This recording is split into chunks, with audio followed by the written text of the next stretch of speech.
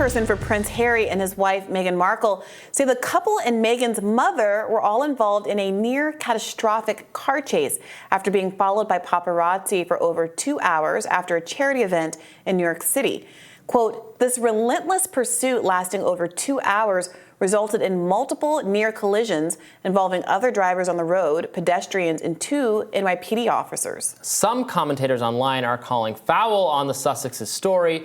Megyn Kelly tweeted, I lived in Manhattan for 17 years and it is not possible to have a 2-hour car chase there. Too many street light stop signs, too much foot car traffic, and hundreds of places you could safely pull over to protect yourself. So it sounds like, what I'm reading here says maybe they were being followed by people on bikes and scooters, actually, who were on the sidewalk. So maybe that's explaining more of it. I have a hard time understanding how you could have a truly high-speed car flight for a few straight hours. I mean, I didn't see anywhere in that where it was described as high speed, just that it was a car chase. Well, right.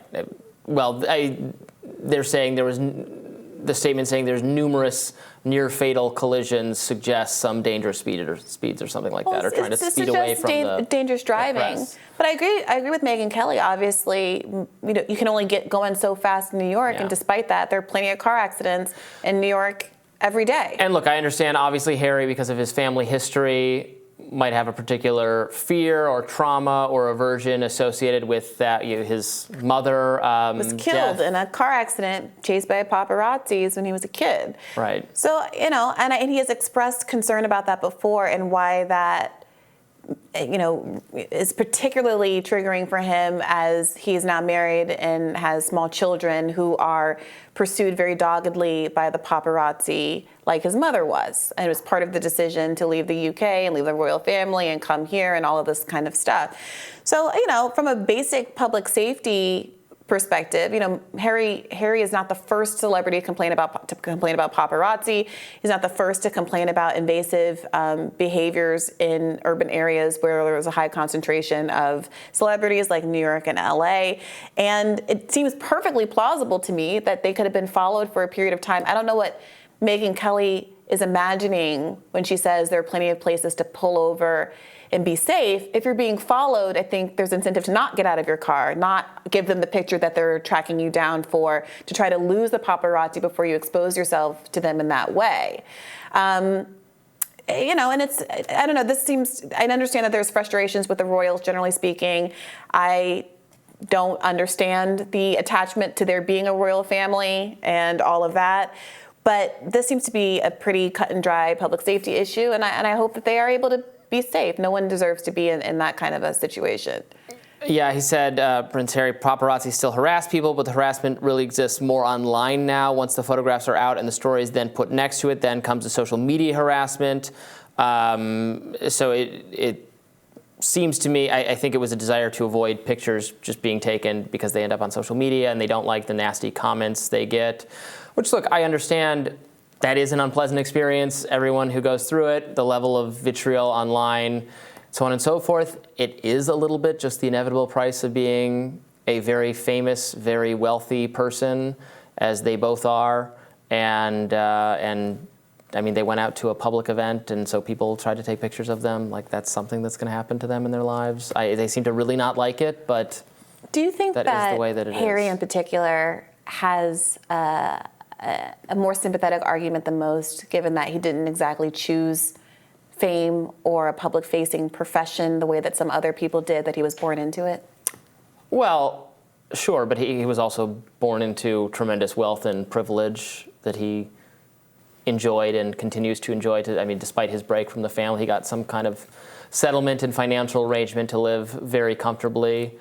He didn't turn down all of that, right? He wanted he did turn down quite a bit of it, but without then the public scrutiny.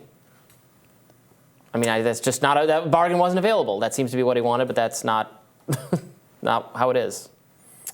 I don't know. Yeah, I don't. There is an attitude, I think, sometimes that because you have money, you should be subjected to everything and anything. Mm-hmm. And while I certainly believe there's a lot of things to worry about in the world and a lot of concerns that rank a lot higher than, Meghan and Harry's feelings or even their personal safety. There are a lot of very exposed, unsafe people in America that, I would rather spend my political attention paying attention to. But it is also true that I think that it's not quite ethical, right, or fair to say that because you are famous, there should be no limits on invasions of your privacy or your personal space or your safety. I'm not saying there should be no limits on invasions of your privacy. Nobody should trespass on his property or try to take photos of them in their backyard or in their house or something like that. I mean, they live in places that are very geographically separate from other people to prohibit that. But I would prosecute the heck out of anyone doing that. But when you're in the public place, the people can take photos of you. You might not like it, and also they'll say they want a kind of anonymity or something, but they very much continue to. They made a documentary about themselves. He just wrote a book. Spilling some of the private details of his relationship with his brother and his father and all of that kind of thing. So it's like, do you want the spotlight or don't you? Well, I think that's a little bit black and white thinking. First of all, I don't think that they said that they wanted anonymity, generally speaking. And you're right that their actions don't point to aren't the actions of someone who wants anonymity in a broad, flat sense.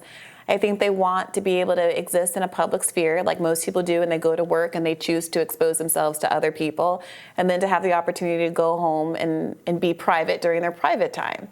And while it might just be the case that when you're in a densely populated urban area like New York, when you're leaving a public event, you are making your location known and people are going to follow you and try to take pictures, I do think that we could decide as a society that we wanted to give people privacy rights for those kind of situations, to make it illegal for paparazzi to track you and follow you through the streets. If you wanted to do those kind of privacy protections. In Europe, they have different kinds of privacy standards. You have the right to be forgotten on the internet, your old tweets and things taken down and disappeared. We just had this conversation about Caitlin Collins and whether it's fair for her old tweets to be following her into the present. I mean, different communities create different standards for public behavior. And even without those kinds of rules in effect, which we obviously don't have, I certainly think Harry and Meghan are entitled to be frustrated by feeling hounded and tracked down in that sort of way. Because, I think most of us wouldn't want to be in that situation no matter how much money we had. I mean, they relocated to America where we square the free speech, privacy argument a little bit differently, much more decisively in favor of free speech and expression and the ability to hold the powerful and the wealthy and the elite to scrutinize them, especially in public. I agree, no one should harass them, and maybe we don't know exactly the details of this chase, and it could very well be the circumstances of it were totally unfair to them and gave them little but no choice to flee in the manner that they did, and it was very inappropriate. I don't know, because I don't really know the details, and we've only heard their side of it, and not in any particular explanation of how it went down.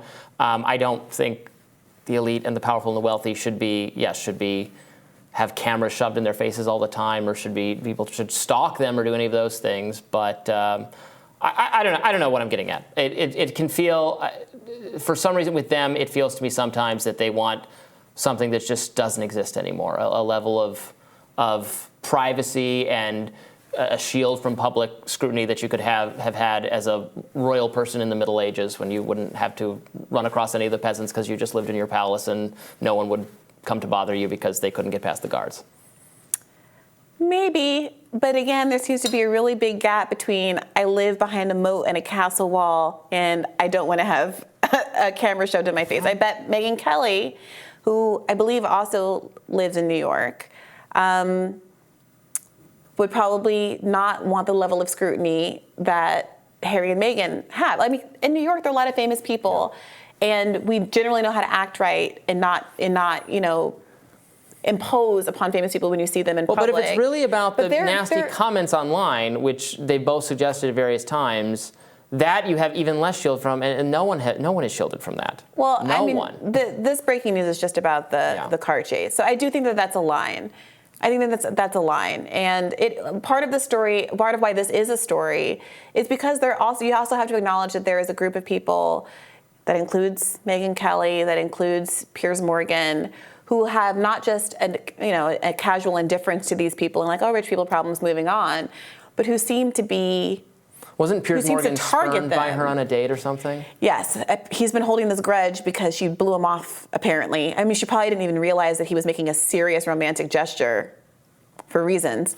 And so that's what that is all about. But, you know, that's part of it, too. They are the undue, I think, target of a lot more public scrutiny than most people. There have been, I'm sorry, inarguably racist comments that have been leveled at Meghan Markle from the jump. She gets a different kind of press coverage, especially in England, than Princess Kate, Queen Kate, whatever. Queen Kate Middleton. Queen Kate Middleton. And, you know, people are human beings, and I think they have they're allowed to have emotional response to that. It's not our problem. You don't have to care about them, world's tiniest violin or whatever. But I do wish some of the public commentariat would just, if you don't like it, just don't talk about it and back off, and they'll get their own therapist and handle their own business. No, that's usually how I handle it. I don't care and we don't talk about it, but there was some breaking news, so we thought we'd fill you in. More Rising right after this.